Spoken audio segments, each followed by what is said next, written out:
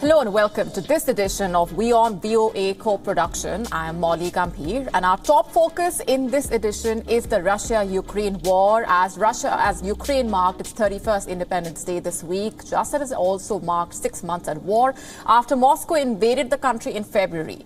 VOA's Luliia, Larmolenko getting us this exclusive interview with the Ukrainian ambassador to the United States. Take a look. So after 6 months of war, what's next for Ukraine, and what's your assessment of the ongoing conflict? Well, if you look at the previous 6 months, as well as previous year when I served as the ambassador, but also previous 8 years, our priorities has always been the same. We would like to restore our territorial integrity. We need to win in this war, and we need to return not only our territories but our people back. So that requires more security assistance, that requires more sanctions for Russia and more assistance to Ukraine. And within these three main blocks of priorities, this is what we are doing. So it really didn't change. With each month of this war, with each stage of this war, it evolves.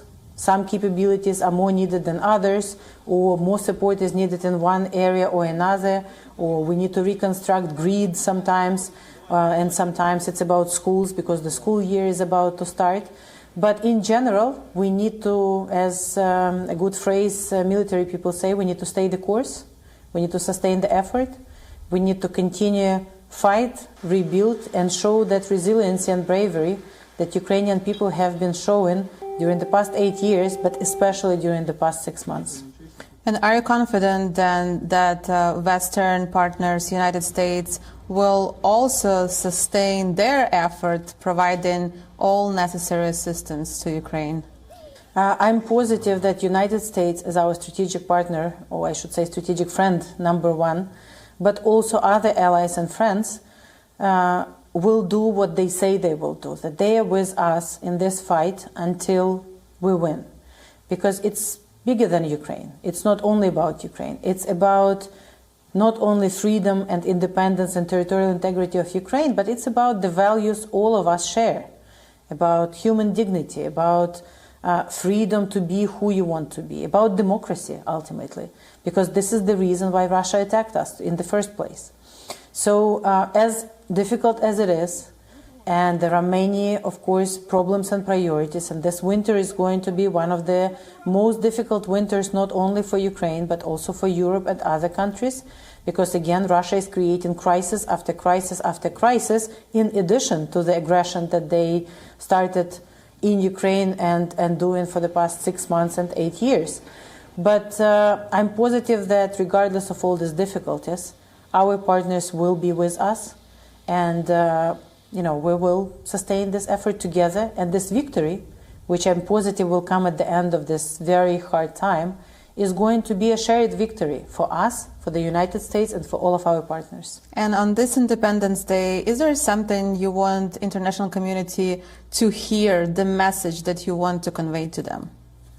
That despite the fact that for 400 years we were under occupation by either Russian Federation or Soviet Union, it was not enough to kill who we are, to kill our independent spirit, and just 30 years of independence and just one generation that never knew occupation was enough for us to be able to fight in this truly David against Goliath fight. Because if you look at the size of Ukraine and size of Russia, and the number of people that we have, and the number of equipment and weapons that we have, it is a miracle, like some people say, that we are able to do it. But, we are fighting on our land for what is ours. We never wanted, we never attacked anyone in the past, but we will not surrender and we will not give up. And going straight across now to Jessica Stone, who is in Washington, D.C., getting us more on this. Hi, Jessica. The Ukraine conflict is clearly impacting the food and fuel prices the world over. Tell us more about the measures that are being undertaken at this point.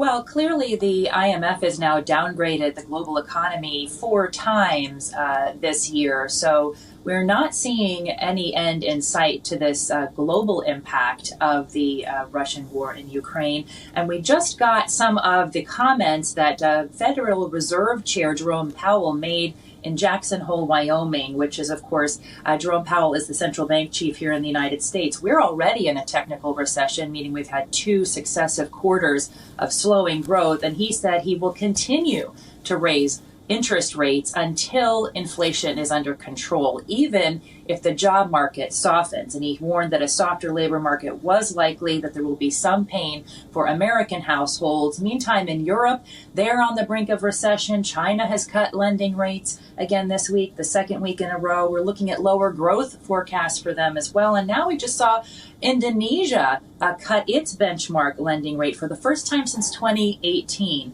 And all of this happening in response to what's going on with the coronavirus pandemic in China, as well as Russia's invasion in Ukraine. And so far, Russia is actually not even prevented from going forward by losing soldiers. They're now implementing conscription and also employing mercenaries, Molly. Right. The U.S. and its partners are adding more export controls to prevent Russia from accessing important electronics components for its weapon systems. What more can you share with us about that? Well, there was a report that was issued recently by the British Royal United Services. They conducted an investigation of who makes the components that go into Russian weapons. And what they found is that with respect to microelectronics, which are often these components that help guide precision missiles to their destinations, estimate coordinates for them, they all come from U.S., Dutch, and German companies. And the investigation found that 81 components are classified as dual use and subject to U.S. export controls. So they really spoke to VOA and challenged all of the manufacturers of these components to get tougher on following international sanctions. The author of the research report telling VOA that these critical components, they really need to have tighter restrictions on them around the world so that these companies can cut off the supply of microelectronics to Russia, which could permanently weaken the military. Right. Stay on with me, Jessica. Just a quick update also for our viewers on the other focus in this edition that we have. Over a month after the controversial Supreme Court ruling that overturned a New York gun safety law requiring a license to carry concealed weapons in public, the conversation continues. Evgeny Maslov getting us this story on the state of the U.S. gun debate, narrated by Anna Rice. Have a look. So after 6 months of war, what's next for Ukraine, and what's your assessment of the ongoing conflict? Well, if you look at the previous 6 months, as well as previous year when I served as the ambassador, but also previous 8 years, our priorities has always been the same. We would like to restore our territorial integrity. We need to win in this war. And right, as we continue to delve deeper into the ramifications of the U.S. Supreme Court ruling, Jessica Stone has been getting us more details on this. Coming back across to you, Jessica, on that note. Now, ever since the Supreme Court overturned abortion rights in June, there have been questions over whether this issue would bring people to the polls as well. Back-to-back U.S. Supreme Court rulings that have been sparking concern. What are you gathering at this point?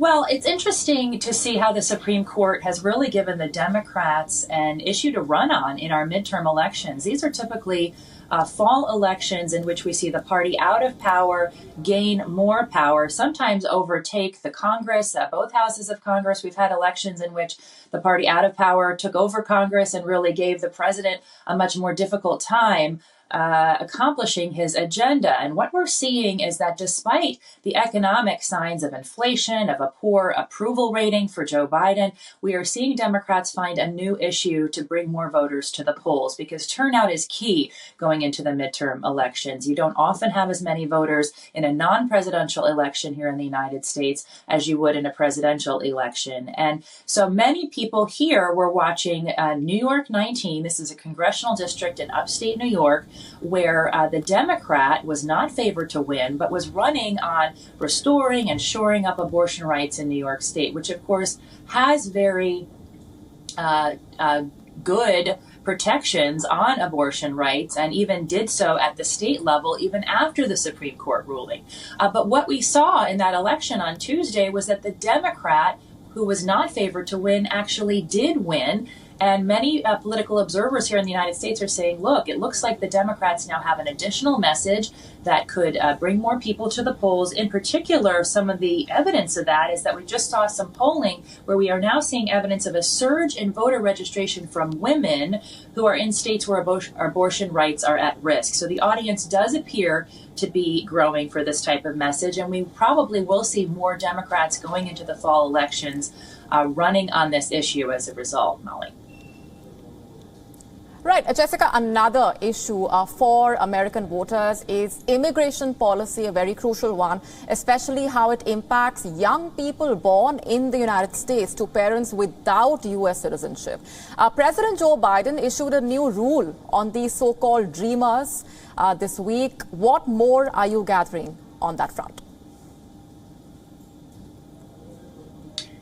Well, this is an issue that particularly is very passionate and motivating for voters in the southwestern part of the United States. But we've seen the governors of southern states now sending migrants to places like New York and D.C. in order to make the point that their resources are overrun. In terms of what's called DACA, which is an Obama-era policy that really primarily just pertains to allowing the 600,000 or so children of immigrants who came to this country without legal status to stay here and work legally and not be deported.